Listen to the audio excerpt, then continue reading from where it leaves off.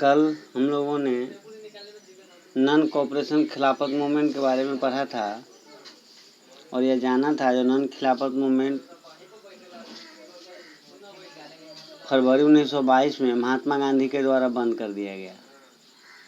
इसके बाद का टॉपिक है आपका सिविल डिसोबीडियंस मूवमेंट। तो टुवार्ड सिविल डिसोबीडियंस मूवमेंट में अगर देखिए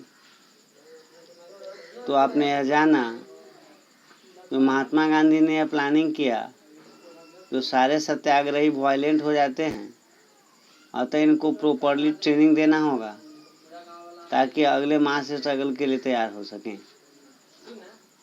इस बीच में अगर कांग्रेस के आंतरिक स्थिति को देखें तो कांग्रेस के जो मॉडरेट लीडर थे, चाहे CR दास हो या मोतीलाल नेहरू हो, ये लोग यह चाहते थे जो government of India act of 1919 के आधार पे जो प्रोविजनल काउंसिल इलेक्शन होना है उस चुनाव में ये भाग लें और इसके माध्यम से भारत में रिफॉर्म्स लाने का प्रयास करें। लेकिन कांग्रेस के जो रेडिकल्स लीडर्स थे वो मास एजिटेशंस की बात करते थे। सिर्फ इनकी यही सोच थी जो ब्रिटिश के बैनर तले हम चाह करके भी अपना विकास नहीं कर सकते हैं, अपनी शासन की स्थापना नहीं कर सकते हैं। अतः Jawaharlal Nehru, Subhash Chandra Bose press for more radical mass agitation and for full independence. अतः इन्होंने पूर्ण स्वतंत्रता की बात की। इस सिचुएशन में ये जो इंटरनल जो डिस्ट्रस्ट था कांग्रेस के अंदर, इस सिचुएशन में अगर देखो तो भारत की दो परिस्थितियों ने प्रमुख रूप से फ्रीडम मूवमेंट की गति को परिवर्तित किया था। पहला अगर देखें तो the effect of the world wide economic depression, वैश्विक स्तर पे जो आर्थिक मंदी हुई थी, आप पहले पढ़ चुके हो कि 1929-30 में विश्व को आर्थिक संकट का सामना करना पड़ा था और इसमें कोई भी ऐसा कंट्री नहीं था जो इससे वंचित रह पाया था। भारत को अगर देखें तो agriculture prices began to fall from 1926 and collapse after 1930। सारे अनाजों की कीमत 1926 के बाद घटनी शुरू हुई थी और 1930 आते आते तो पूर्ण रूप से समाप्ति होती चली गई थी। करीब आधी प्राइस होती चली गई थी भारत में सारे अनाजों की। अब वैसी स्थिति में जब अनाजों की कीमत कम हो जाए, एक्सपोर्ट डिक्लाइन होती चली जाए, तो पीजेंट्स को अपने हार्वेस्ट को बेच पाना मुश्किल था और वैसी स्थिति में वो रेवेन्यू दे पाने में अपने को अक्षम पा रहे थे, जिसके परिणाम स्वरूप 1930 अगर देखो तो पूरी तरह से कंट्री साइड टर्मोइल की स्थिति में आता चला गया था। दूसरा कारण अगर हम लोग देखें तो इसी बैकग्राउंड में भारत में जब ब्रिटिश की नई सरकार टॉरी गवर्नमेंट के द्वारा एक कमीशंस को भेजा गया जिसको साइमन कमीशंस के नाम से जाना गया, इस एस्चुअरी कमीशंस की स्थापना सर जॉन साइमन के नेतृत्व में हुआ था, जिनको इस बात का अधिकार दिए गए थे ये भारत में नेशनलिस्ट मूवमेंट की गति को कमज़ोर करें और संविधान में इस तरह का परिवर्तन करें जिससे भारत में परिवर्तन लाए जा सके। लेकिन समस्या यह थी जो इसमें एक भी भारतीय मेंबर नहीं थे, दे वेर ऑल ब्रिटिशर्स, और ऐसी स्थिति में भारतीयों का इन पर विश्वास होना संभव नहीं था। यही कारण था जो साइमन कमीशन 1928 ईस्वी में भारत आया, इसका स्वागत गो बैक साइमन के नारों से किए गए। All party include the Congress and the Muslim league participated in the demonstrations. सारी की सारी पार्टियां इस डेमोन्स्ट्रेशंस में भागीदार बनी थी। लॉर्ड इरविन इस समय वायसराय थे। इन्होंने देखा जो स्थिति नियंत्रण से बाहर जा रही है, अतः इन्होंने अक्टूबर 1929 में एक वेगी ऑफर भारतीयों के लिए प्रस्तावित किया जो डोमिनियन स्टेटस फॉर इंडिया के लिए बात करना चाहता था। इसने एक राउंड टेबल कॉन्फ्रेंस में जमा होकर के इस संदर्भ में वार्ता करने की बात की ताकि भारत के फ्यूचर संविधान का निर्माण संभव हो सके। लेकिन कहीं से भी लॉर्ड इरविन की कोई भी बातें कांग्रेस को सेटिस्फाई नहीं कर पाया। खास करके रेडिकल्स लीडर्स जितने भी कांग्रेस में थे, चाहे वो जवाहरलाल नेहरू हो, सुभाष चंद्र बोस हो, ये बहुत अधिक असर्टिव थे। ये कहीं से ब्रिटिश के अधीन रह करके किसी भी प्रकार का सुधार करना नहीं चाहते थे। इधर कांग्रेस के अंदर अगर देखो तो जितने भी लिबरल्स और मॉडरेट्स थे जो कॉन्स्टिट्यूशनल सिस्टम्स की बात कर रहे थे, ब्रिटिश डोमिनियन के तहत भारत के विकास की बात सोचते थे, gradually lost their influence.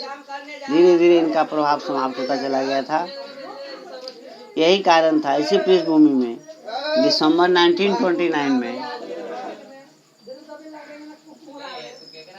Jawaharlal Nehru के नेतृत्व में लाहौर कांग्रेस की स्थापना हुई, जिसमें इन्होंने पूर्ण स्वराज और फुल इंडिपेंडेंस फॉर इंडिया की घोषणा कर दिया। It was declared that 26 January 1930 would be celebrated as the Independence Day। और इस प्रकार इन्होंने 26 जनवरी 1930 को इस बात की घोषणा कर दिया जो भारत आज के दिन से स्वतंत्र है और इस दिन को 26 जनवरी को प्रत्येक साल इंडिपेंडेंस डे के रूप में सेलिब्रेट करेगा। लोगों ने प्लेज लिया जो हम लोग यह आंदोलन तब तक चलाते रहेंगे जब तक कि कंप्लीट इंडिपेंडेंस हमको न मिल जाए। लेकिन इस सेलिब्रेशंस की तरफ बहुत अधिक लोगों का अटेंशन नहीं हो पाया, बहुत अधिक लोगों ने इस पर ध्यान नहीं दी। अतः महात्मा गांधी को यह लगा जो मास स्ट्रगल्स के लिए किसी एब्स्ट्रैक्ट आइडियोलॉजी पे काम करना पड़ेगा तो ही जाकर के फ्रीडम संभव है। अतः इन्होंने साल्ट मार्च के साथ सिविल डिसोबीडियंस मूवमेंट को चलाने का निर्णय लिया। Now we see the topic the salt march and the civil disobedience movement. तो महात्मा गांधी ने यह देखा जो साल्ट एक ऐसा पावरफुल सिंबल्स है जो सारे भारतीयों को आपस में एकजुट कर सकता है। अतः उसने 31 जनवरी 1930 को एक लेटर वायसराय इरविन को भेजा जिसमें 11 मांग का यह पत्र था। इसमें 10 मांग जो थे ये समाज के अलग अलग वर्गों का था, लेकिन वाइड रेंजिंग थे। लेकिन एक मांग जो था वह सारे लोगों के लिए थी और वह था एबोलिशंस द साल्ट टैक्स। इसलिए हम लोग इस 11 डिमांड में the most stirring of all was the demand to abolish the salt tax हम माने हैं। महात्मा गांधी की सोच थी salt was something consumed by the rich and the poor alike. अमीर और गरीब एक समान इसका इस्तेमाल करते हैं। And it was one of the most essential item of food, और भोजन का एक महत्वपूर्ण यह सामग्री भी है। The tax on salt and the government monopoly over its production, Mahatma Gandhi declared revealed the most oppressive face of British rule. इस प्रकार से नमक के ऊपर टैक्स या नमक बनाने का स्वाधिकार, इन दोनों को ही महात्मा गांधी ने ब्रिटिश के ऑपरेसिव फेस के रूप में भारतीयों के समक्ष प्रस्तुत किया। महात्मा गांधी का जो लेटर था यह लॉर्ड इरविन के लिए एक अल्टीमेटम था। इन्होंने स्पष्ट रूप से यह लिखा था जो अगर हमारी मांग 11 मार्च तक पूरी नहीं होती है तो हम लोग फुल सिविल डिसोबीडियंस कैंपिंग पे उतरते चले जाएंगे। लॉर्ड इरविन ने जब महात्मा गांधी की किसी भी मान्यताओं को स्वीकार नहीं किया, अतः गांधी जी अपने 78 ट्रस्टेड वॉलंटियर्स के साथ आंदोलन की शुरुआत की। जो आंदोलन साल्ट मार्च से शुरू हुआ, जो 240 मील की यात्रा थी, दांडी से साबरमती से दांडी, 24 दिनों में इन्होंने यात्रा पूरा किया। एक दिन में इन्होंने 10 माइल की यात्रा पूरी की। हजारों लोग जब महात्मा गांधी रुकते थे तो इन्हें सुना करता था।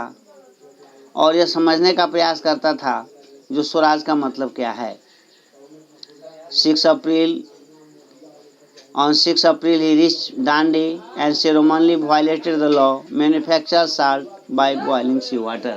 इस प्रकार 6 अप्रैल को इन्होंने नमक का निर्माण दांडी तट पे किया और इसी को हम लोग beginning of the civil disobedience movement मानते हैं। Civil disobedience movement non cooperation movement से अलग था। इसमें कौन कौन लोग पार्टिसिपेट किए, इन सारे चीज़ों के बारे में हम लोग अगले क्लास में जानेंगे। Thank you.